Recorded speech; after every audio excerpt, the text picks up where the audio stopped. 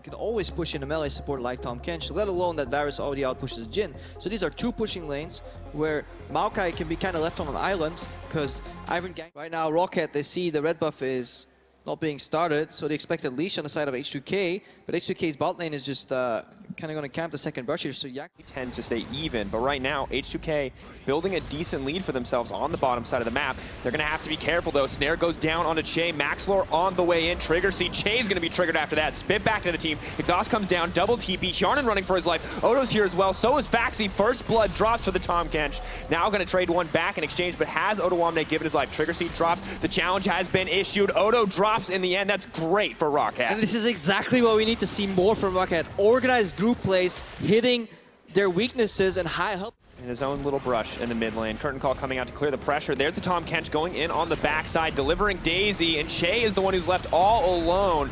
Will use the ultimate there, but he is now doomed to fall. Exhaust goes down, staring contest, gonna complete, but not in the favor of H2k. Maxlore picks up another one. Yeah, H2k need to cross map here and get something in the top lane, because that was a really good setup, because even with mediocre execution, ROCCAT still convincingly pulled ahead there. But right now the answer is obviously you lose bot side, you need to make a win on the top side. Faxi stayed and Fevin's roaming top. He has flash, he has all. What is he going to do? Parries a little bit, but he's not going to be enough. No mana here to cast the ultimate whatsoever. Does manage to lay it down, but cannot use any other skills. He's going to drop, but nice play to lower the health bars. H2k. And that's a really good reaction from H2k solo queue. Foxy a little greedy there in the end, but Wadid maybe hoping to punish H2k, who now have also stayed a bit too long. Red buff triggering down. Gonna snare him up, gonna lock him out. Odo drops as well. ROCCAT that. Maybe it's Odo's turn to overstep, his turn to overstay. Odoamne getting cut down slowly but surely. Daisy dishing out the damage, and they are going to take him down in the end. ROCCAT popping off, but H2k are on the top side. Yeah, they're racing for first turret now. Fevin should get in the mid lane, so this is actually not as good of a trade, especially if Fevin can roam from mid to top right after, because with the silence and the fact that they can actually too worried about the damage, the return, Che flanking on the side, Jankos. You say flanking, but it's incredibly risky, and you have to be very aware of the vision when you do that. Oh! He's dead. Yeah. You have to press heal and flash. That's how good they are. That? What? All right, we're gonna have to focus back because Betsy's getting taken down here. H2k are blowing the map wide open. Give that one up. Not as crucial as we move further into the game, but good to have. That's a solid engage onto Wadid. He's in trouble. Daisy's still swinging away. Maxlore still up, but Wadid does drop. Jankos on the front lines. That's big. In goes Febby. Double kill for Jankos. The red buff ticks down. The arrow lands true, and Nuclear gets another one. Superb usage of the package and the nether grasp. This was a coordinated H2k catching ROCCAT off guard, despite all the information technically being present to ROCCAT.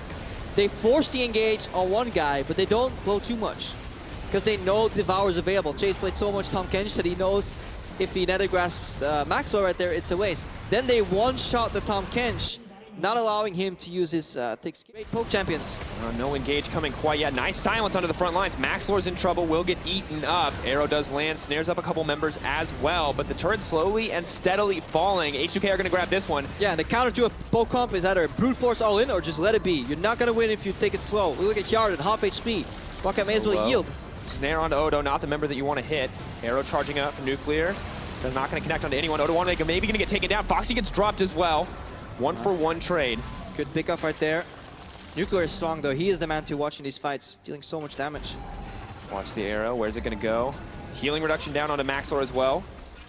Exactly where they want to be. Inhibitor's now going to fall as well. H2k slowly bleeding them out. They need the fight. Che going in. Nice denial by Wadid. Running back, trying to get Betsy to safety, but they can't keep this one going. Wadid has to give his life. Betsy may give it two. Arrow goes down, ticking, but does make it down to the fountain. Yeah, good decision making there from H2k. It doesn't matter that he gets devoured. All that matters is that Betsy gets CC'd when he rushes into you, so he can then target other people, either by nether grasp or by his allies devour. And right now the base is open for H2k. 25 minutes. Betsy trying to clean up house. Yanko's going to get taken down. Shane next on the menu. Fevin running forward. Who's he going to kill first? Hjarnan goes down. Can he get Betsy too? Exhaust onto him. That's going to do it. Betsy running, and it's the triple. He's looking for the quadra. Just going to tick him down. Nice defense. I mean, you got saved once. You can't do it twice. About 3 seconds now because they're missing a member, and this tower's going to need to get defended. Wadid is all alone, and Jankos is unconcerned. It's a bit in too deep, though. Daisy on the side, Trigger Seed going in. Odoamne ready to TP on the backside. Betsy's taking a lot of damage. The healing reduction is down as well, but suddenly it's Odo all alone. Foxy! Che! Oh, gonna get burned through. Foxy's popping off. Exhaust does drop. That's a little too deep. Flank does come out. It is the 1-for-1 in the end. H2k biding their time, pushing forward. But yeah, you can see. We threw. Well, ROCCAT going for Panning Baron. Steadily getting lower, healing reduction drops as Nuclear gets the arrow across the team. Lots of poke damage going in. Yanko's on the front line. Oh, that's a lot of damage. MaxLord down next. They're just cleaning house. 2 down for him in the end. Is any CC gonna land? No. Shut down. Doesn't even make it out. Yep. 1 realm away, not enough to stop the damage from Febivin. Wadid now in trouble, but here comes Foxy once again. There's no exhaust this time to shut him down. He's trying to look for damage onto Yankos, but there's 3 members here. Chase just biding his time, doesn't even burn the ult. Yeah, panic play at the end there from ROCCAT. They were biding their time, hoping to just get a really good window on guest base timings. It was enough, though. In the end, H2k take it, but they left some wiggle room for ROCCAT, and that's going to be a good mental boost, I think, for ROCCAT for the second game. Need to come in with clear thoughts, clear plans in the next game. Similar story for H2k, and while it was mostly clean, 1 or 2 mistakes could leave openings in the future. Much more resilient ROCCAT. They too tried to have clear calls, good plans. They tried to channel their inner